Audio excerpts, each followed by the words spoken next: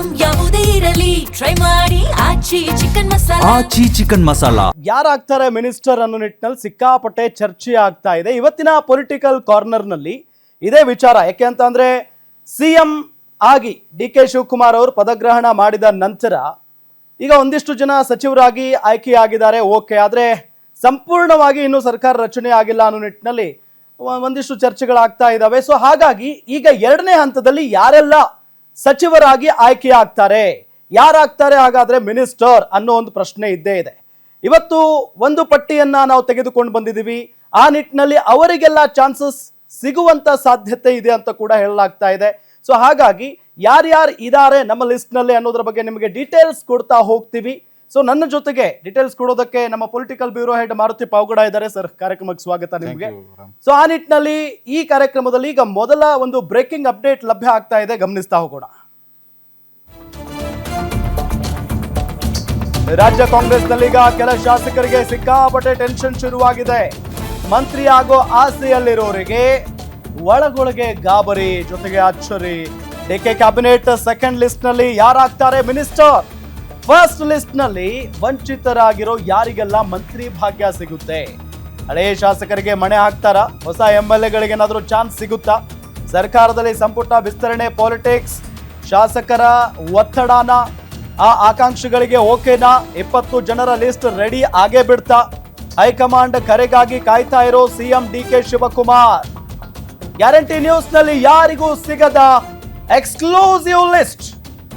So ಆ ನಿಟ್ಟಿನಲ್ಲಿ ಶತಾಯ ಗತಾಯ ಸಿಎಂ ಡಿ.ಕೆ. ಶಿವಕುಮಾರ್ ಅವರ ಸಂಪುಟದಲ್ಲಿ ನಮಗೂ ಕೂಡ ಅವಕಾಶ ಬೇಕೇ ಬೇಕು ಅನ್ನೋ ನಿಟ್ಟಿನಲ್ಲಿ ಸಾಕಷ್ಟು ಜನ ಸಚಿವಾಕಾಂಕ್ಷಿಗಳು ಪ್ರಯತ್ನವನ್ನ ಮುಂದುವರೆಸಿದ್ದಾರೆ. ಹೈಕಮಾಂಡ್ ಮಟ್ಟದಲ್ಲೂ ಕೂಡ ಲಾಬಿ ಮಾಡ್ತಾ ಇದ್ದಾರೆ. ಸೊ ಹಾಗಾಗಿ ಯಾರ್ಯಾರು ಟ್ರೈ ಮಾಡ್ತಾ ಇದ್ದಾರೆ, ಯಾರಿಗೆಲ್ಲ ಅವಕಾಶ ಸಿಗುವ ಚಾನ್ಸಸ್ ದಟ್ಟವಾಗಿ ಕಾಣಿಸ್ತಾ ಇದೆ ಅನ್ನೋದ್ರ ಬಗ್ಗೆ ಗಮನಿಸ್ತಾ ಹೋಗೋಣ. ಮೊದಲ ಹೆಸರು ಕೇಳಿ ಬರ್ತಾ ಇರೋದು ಅಥಣಿ ಶಾಸಕ ಲಕ್ಷ್ಮಣ ಸವದಿ.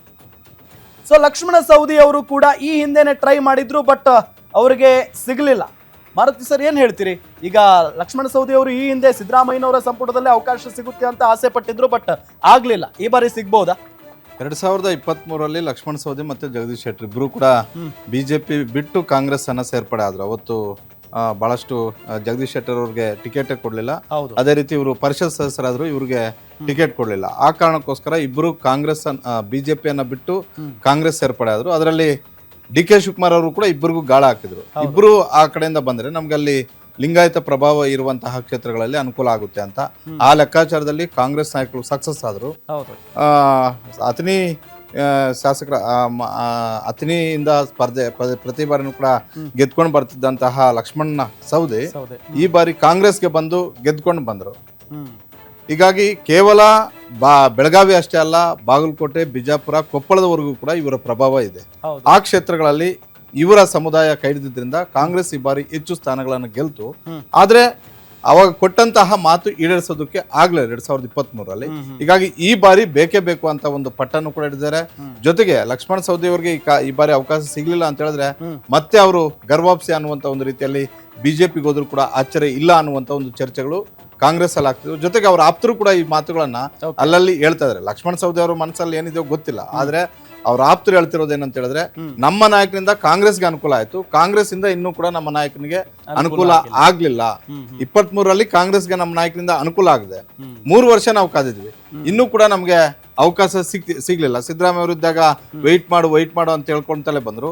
ಸಿದ್ದರಾಮಯ್ಯ ಅವ್ರಿಗಿಂತೂ ಹೆಚ್ಚು ವಿಶ್ವಾಸ ಸೌದಿ ಅವ್ರಿಗೆ ಡಿ.ಕೆ. ಶಿವಕುಮಾರ್ ಅವ್ರ ಮೇಲಿದೆ. ಹೀಗಾಗಿ ಈಗ ಡಿ.ಕೆ. ಶಿವಕುಮಾರ್ ಅವರು ಮುಖ್ಯಮಂತ್ರಿ, ಈಗ ಅವಕಾಶ ಸಿಗುತ್ತೆ ಅನ್ನುವಂತ ಒಂದು ಚಾನ್ಸಸ್ ಜಾಸ್ತಿ ಇದೆ. ಸೌದಿ ಅವರು ಅದರಂತೆ ಇದ್ದಾರೆ, ನಮಗೆ ಡಿ.ಕೆ. ಶಿವಕುಮಾರ್ ಅವರು ಅನುಕೂಲ ಮಾಡ್ಕೊಡ್ಬೋದು ಅಂತ. ಡಿ.ಕೆ. ಶಿವಕುಮಾರ್ ಅವರು ಕೂಡ ಮುಂದಿನ ರಾಜಕೀಯ ದೃಷ್ಟಿಯಿಂದ ಸೌದಿ ಅವರ ಎಂಟ್ರಿ ಬಹಳಷ್ಟು ಅಗತ್ಯವಾಗಿ ಇದೆ ಈಗ.